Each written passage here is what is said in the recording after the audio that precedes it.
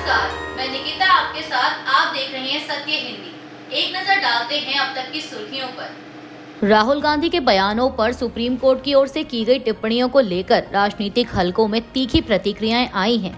केंद्रीय मंत्री किरण रिजिजू ने एक्स पर एक पोस्ट में राहुल गांधी के दावों को झूठा नैरेटिव बताया और कहा कि चीन ने अरुणाचल प्रदेश में 1 इंच जमीन भी नहीं ली है। वहीं भाजपा की आईटी सेल के प्रमुख अमित मालविया ने भी एक्स पर राहुल गांधी की आलोचना करते हुए कहा कि सुप्रीम कोर्ट ने एक बार फिर चाइना गुरु राहुल गांधी को राष्ट्रीय सुरक्षा और क्षेत्रीय अखंडता से संबंधित गैर जिम्मेदार बयानों के लिए फटकार लगाई है।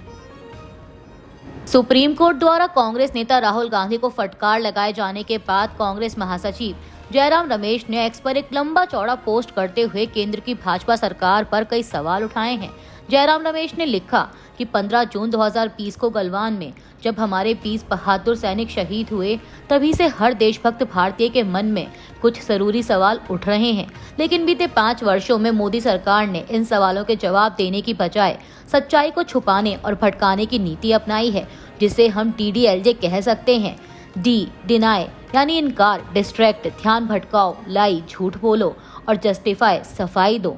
जयराम रमेश ने सवाल करते हुए लिखा कि 19 जून 2020 को यानी गलवान में हमारे सैनिकों की शहादत के महज 4 दिन बाद प्रधानमंत्री ने यह क्यों कहा कि ना कोई हमारी सीमा में घुस आया है और ना ही कोई घुसा हुआ है? क्या यह चीन को दी गई क्लीन चिट नहीं थी? दूसरा सवाल, सेना प्रमुख जनरल उपेंद्र द्विवेदी ने कहा है कि हम अप्रैल 2020 की यथास्थिति पर लौटना चाहते हैं। क्या 21 अक्टूबर 2024 को हुआ वापसी समझौता हमें वास्तव में उसी यथास्थिति पर ले जाता है?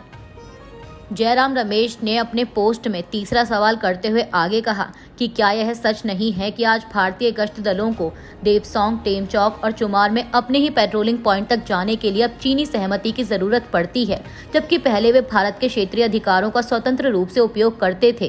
क्या यह सही नहीं है कि गलवान, हॉट स्प्रिंग और पेंगोंग झील क्षेत्र में भारतीय गश्ती दलों को उन इलाकों तक पहुंचने से बफर जोन के कारण रोका जा रहा है, जबकि ये बफर जोन भारत के दावे की रेखा के भीतर ही स्थित है?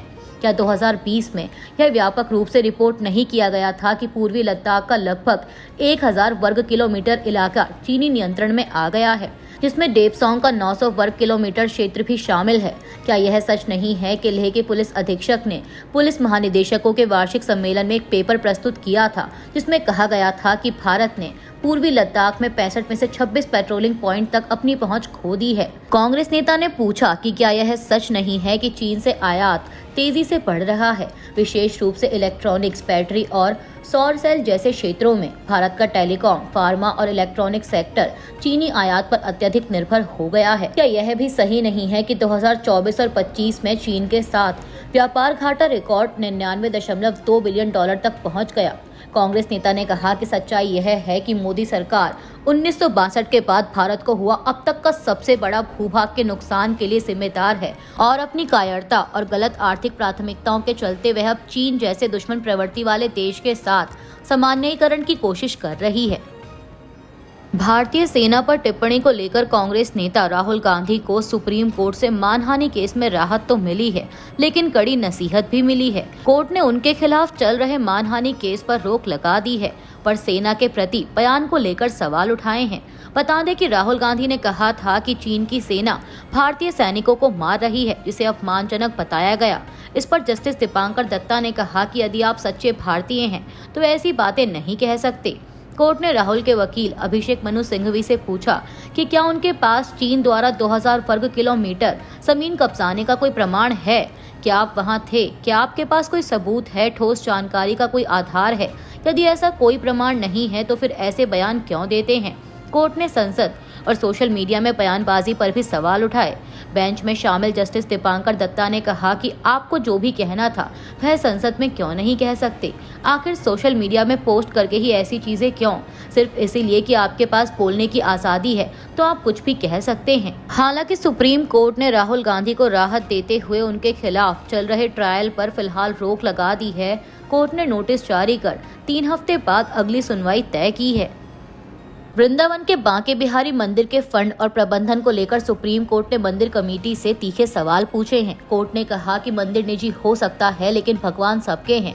आप क्यों चाहते हैं कि सारा फंड आपकी पॉकेट में जाए? मंदिर कमेटी ने राज्य सरकार द्वारा लाए गए अध्यादेश और 15 मई के उस सुप्रीम कोर्ट आदेश का विरोध किया, जिसमें सरकार को मंदिर फंड से कॉरिडोर निर्माण की अनुमति दी गई थी। याचिकाकर्ता ने आरोप लगाया कि उन्हें सुने बिना आदेश पारित हुआ और सदियों से प्रबंधन कर रहे गोस्वामियों को बाहर कर दिया गया। जस्टिस सूर्यकांत और जस्टिस बागची की बेंच ने संकेत दिया कि 15 मई का आदेश वापस लिया जा सकता है और एक रिटायर्ड हाईकोर्ट जज की अध्यक्षता में नई निगरानी कमेटी बनाई जा सकती है। वहीं अब मामले की अगली सुनवाई 5 अगस्त यानी कल मंगलवार को होगी।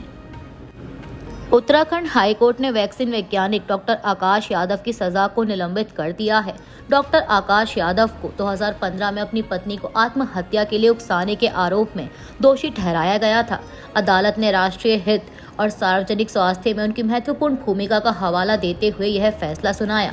इस निर्णय के साथ अब डॉक्टर यादव को अपनी वैज्ञानिक ड्यूटी पर वापस लौटने की अनुमति दी गई है। डॉक्टर यादव, जो इंडियन इम्यूनोलॉजिकल्स लिमिटेड में कार्यरत है और IIT खड़गपुर से PhD हैं, ने अपील में कहा कि सजा के चलते वे वैज्ञानिक कर्तव्यों से वंचित हो गए हैं। मामले पर जस्टिस रविंद्र मैथानी की बेंच ने सुप्रीम कोर्ट के पुराने फैसलों का हवाला देते हुए कहा कि प्रोफेशनल जिम्मेदारियों पर असर पड़ने पर सजा निलंबित की जा सकती है। यह फैसला CRPC की धारा 389(1) के तहत लिया गया। हालांकि सोशल मीडिया पर इस निर्णय पर सवाल उठाए जा रहे हैं, जहां कई लोगों ने इसे असाधारण नहीं मानते हुए न्यायिक संतुलन पर चिंता जताई है। अनिल अंबानी की मुश्किलें कम होने का नाम ही नहीं ले रही। सूत्रों के मुताबिक ED ने 12 से 13 बैंकों को पत्र लिखकर अनिल अंबानी समूह की कंपनियों को दिए गए लोन की जांच से जुड़ी जानकारी मांगी है। इनमें SBI, ICICI, axis, HDFC, UCO और पंजाब एंड सिंध बैंक जैसे सार्वजनिक व निजी बैंक शामिल हैं। एजेंसी ने लोन चूक पर अपनाई गई प्रक्रिया, चूक की समय सीमा और वसूली की कार्रवाई की डिटेल्स मांगी हैं। NDTV की एक रिपोर्ट के मुताबिक 17,000 करोड़ रुपए की कुल धोखाधड़ी के मामले में रिलायंस हाउसिंग और कमर्शियल फाइनेंस पर 12,553 करोड़ तथा रिलायंस कम्युनिकेशंस पर 4,000 करोड़ रुपए बकाया हैं। ED ने अनिल अंबानी को 5 अगस्त को यानी कल मंगलवार को पूछताछ के लिए तलब किया है और उनके खिलाफ लुकआउट सर्कुलर भी जारी किया गया है। आपको बता दें कि कुछ दिनों पहले ही ED ने 50 कंपनियों के 35 परिसरों और अनिल के व्यापारिक समूह के अधिकारियों समेत 25 लोगों के परिसरों पर छापे मारे थे। 24 जुलाई को शुरू हुई है छापेमारी 3 दिन तक जारी रही थी। यह कार्रवाई आर इंफ्रा समेत अनिल अंबानी की कई समूह कंपनियों द्वारा कथित वित्तीय अनियमितताओं तथा 17,000 करोड़ रुपए से अधिक के सामूहिक ऋण को किसी और काम में इस्तेमाल करने के लिए की गई। बिहार में चल रही SIR यानी स्पेशल इंटेंसिव रिवीजन प्रक्रिया को लेकर विपक्षी गठबंधन इंडिया ने एकजुट मोर्चा खोल दिया है। नेता प्रतिपक्ष राहुल गांधी 7 अगस्त को दिल्ली स्थित अपने आवास पर विपक्षी दलों की डिनर मीटिंग की मेजबानी करेंगे, जिसमें SIR के खिलाफ साझा रणनीति तय की जाएगी। यह बैठक 24 जून 2024 के बाद विपक्षी गठबंधन की पहली प्रत्यक्ष मुलाकात होगी। वहीं अगले दिन यानी 8 अगस्त को सभी दल मिलकर चुनाव आयोग मुख्यालय तक विरोध मार्च करेंगे। विपक्ष का आरोप है कि बिहार में वोटरों के नाम बड़े पैमाने पर हटाकर वोटबंदी और साइलेंट इनविजिबल रिगिंग की जा रही है। सरकार ने इस मुद्दे पर संसद में चर्चा से इनकार किया है, जिस पर विपक्ष भड़का हुआ है। TMC नेता डेरेक ओब्रायन ने भाजपा पर हमला बोलते हुए कहा कि वे बहस से डरते हैं और संसद को बाधित कर रहे हैं। विपक्ष ने संकेत दिया है कि जब तक संसद में बहस नहीं होती, मानसून सत्र ठप रह सकता है। उत्तर प्रदेश के कासगंज जिले के कोतावली सोरो क्षेत्र स्थित मल्हा नगर में एक युवक हसनैन को मीट बेचने के कथित आरोप में भीड़ द्वारा पीटने का मामला सामने आया है। मीडिया रिपोर्ट्स के मुताबिक बताया गया कि वह शहर से मीट खरीदकर इलाके में बेच रहा था। कांवड़ यात्रा में शामिल लोगों और बजरंग दल कार्यकर्ताओं को इसकी सूचना मिली, जिसके बाद मौके पर पहुंचकर उन्होंने युवक के पास से लगभग 5 किलो मीट बरामद किया। दावा किया गया कि वह मीट गौमांस था, जिससे आक्रोशित भीड़ ने युवक की पिटाई कर दी। पुलिस ने मौके पर पहुंचकर हसनैन को भीड़ से बचाया और हिरासत में लेकर मीट को जांच के लिए प्रयोगशाला भेज दिया।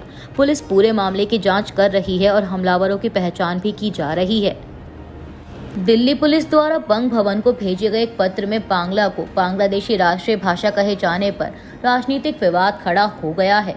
टीएमसी ने इस बयान को बंगालियों के प्रति बीजेपी की घृणा का प्रतीक बताते हुए माफी की मांग की है। मीडिया रिपोर्ट्स के मुताबिक लोधी कॉलोनी थाने के इंस्पेक्टर अमित दत्त ने 24 जुलाई को पत्र लिखकर 8 संदिग्ध बांग्लादेशी नागरिकों के दस्तावेजों के अनुवाद के लिए बांग्लादेशी भाषा में दक्ष ट्रांसलेटर की मांग की थी। पुलिस का दावा है कि इन लोगों के पास से बांग्लादेश के नेशनल आईडी, जन्म प्रमाण पत्र और बैंक डिटेल्स मिली हैं और कोर्ट के आदेश पर इन्हें हिरासत में भेजा गया है। पत्र में कहा गया कि दस्तावेज बांग्लादेशी राष्ट्रीय भाषा में हैं, जिन्हें जांच के लिए हिंदी और अंग्रेजी में अनुवाद करना जरूरी है। वहीं अब टीएमसी ने इस भाषा चयन पर कड़ी आपत्ति जताई है और केंद्र से सफाई मांगी है। करीब 600 से ज्यादा रिटायर्ड इस्राएली सुरक्षा अधिकारियों के एक समूह ने अमेरिका के राष्ट्रपति डोनाल्ड ट्रंप को चिट्ठी लिखी है, जिसमें उन्होंने गजा में चल रहे युद्ध को तुरंत बंद करवाने के लिए इसराइल पर दबाव बनाने की अपील की है। इनमें इसराइल की खुफिया एजेंसियों के पूर्व प्रमुख भी शामिल हैं। चिट्ठी में उन्होंने लिखा है कि हमारे पेशेवर आकलन के मुताबिक अब हमास इसराइल के लिए कोई रणनीतिक खतरा नहीं रह गया है। इसराइली जनता के बीच आपकी लोकप्रियता और भरोसा प्रधानमंत्री बेंजामिन नेतन्याहू और उनकी सरकार को सही दिशा में ले जाने में आपकी मदद कर सकता है। इस युद्ध को बंद कराएं, बंधकों की वापसी कराएं और लोगों की तकलीफें खत्म हों। मीडिया रिपोर्ट्स के मुताबिक ये अपील ऐसे वक्त पर आई है जब प्रधानमंत्री बेंजामिन नेतन्याहू गजा में सैन्य अभियान को और आगे बढ़ाने की कोशिश कर रहे हैं, जबकि हमास के साथ युद्ध विराम की बातचीत ठप पड़ी है। अमेरिका के राष्ट्रपति डोनाल्ड ट्रंप के करीबी सहयोगी स्टीफन मिलर ने भारत पर रूस से तेल खरीदकर यूक्रेन युद्ध को फंड करने का गंभीर आरोप लगाया है। उन्होंने चेतावनी दी है कि यदि भारत ने यह खरीदारी नहीं रोकी तो उस पर 100% टैरिफ लगाया जा सकता है। मिलर ने कहा कि भारत और चीन दोनों रूस से तेल खरीदकर युद्ध को बढ़ावा दे रहे हैं। ट्रंप प्रशासन भारत पर दबाव बनाने की कोशिश कर रहा है, जबकि भारत रूस से तेल खरीद जारी रखने के रुख पर कायम है। वहीं दोनों देशों के बीच अब तक ट्रेड डील फाइनल नहीं हो पाई है, जिससे अमेरिका ने 25% टैरिफ की घोषणा की है। अभी के लिए इतना ही। बाकी की देश दुनिया की बड़ी खबरों के लिए बने रहिए सत्य हिंदी के साथ। Copyright disclaimer under Section 107 of the Copyright Act 1976. Allowance is made for fair use for purposes such as criticism, comment, news reporting, scholarship, and research. Fair use is a use permitted by copyright statute that might otherwise be infringing.